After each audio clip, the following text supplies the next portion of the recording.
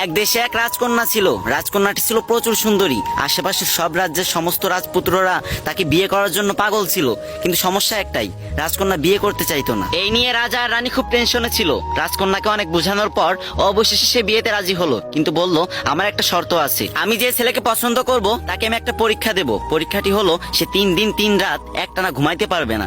সে যদি এই পরীক্ষায় পাশ করে তাহলে তাকে আমি বিয়ে করব, আর যদি ফেল করে তাহলে তাকে আমি কঠোর থেকে কঠোরতম শাস্তি দেব। তারপর রাজা মেয়ের কথা মতো পুরো রাজ্যে ভেড়া পিটিয়ে দিলেন। তারপরের দিন রাত সবাই অনেক ছেলে এসে উপস্থিত হলো।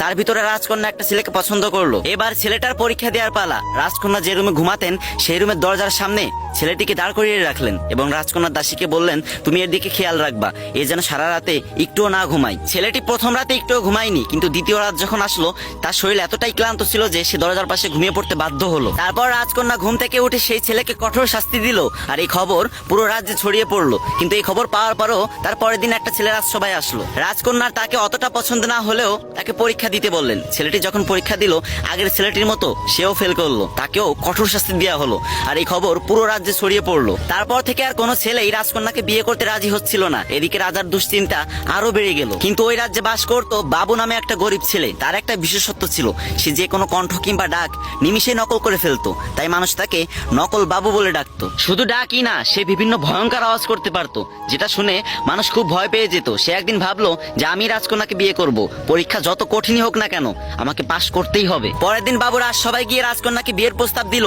সবাই দেখে তো অবাক হয়ে গেল, কারণ বাবু ছিল প্রচুর কালো। কালো বাবুকে দেখে তো রাজকন্যার আগেতে ফুলতে লাগলো, আর মনে মনে ভাবতে লাগলো একে এখন কিছু করা যাবে না, পরীক্ষার ফাঁদে ফেলে একে অনেক শাস্তি দিতে হবে। পরীক্ষা শুরু হলো, রাজকন্যা ঘুমিয়ে আছে, এদিকে বাবু তার দরজার সামনে দাঁড়িয়ে আছে। অনেক রাত যখন হয়ে গেল হঠাৎ করে বাবু একটা ভয়ঙ্কর আওয়াজ করে উঠলো। তখন রাজকন্যা আচমকা ঘুম থেকে উঠে গেল, আর চারিদিকে কাউকে দেখতে না পেয়ে বাবুকে জিজ্ঞাসা করলো আচ্ছা এই ভয়ঙ্কর আওয়াজটা কিসের? তখন বাবু খুব ঠান্ডা মাথায় উত্তর দিল দুষ্টু ভূতের। তখন রাজকন্যা বাবুকে ভয়ে ভয়ে প্রশ্ন করলো আচ্ছা দুষ্টু ভূত এখানে কি চাই? তখন বাবু উত্তর দিল দুষ্টু ভূত সুন্দরী অবিবাহিতা মেয়েদেরকে রক্ত চুষে চুষে খায়, পরে তাকে হত্যা করে।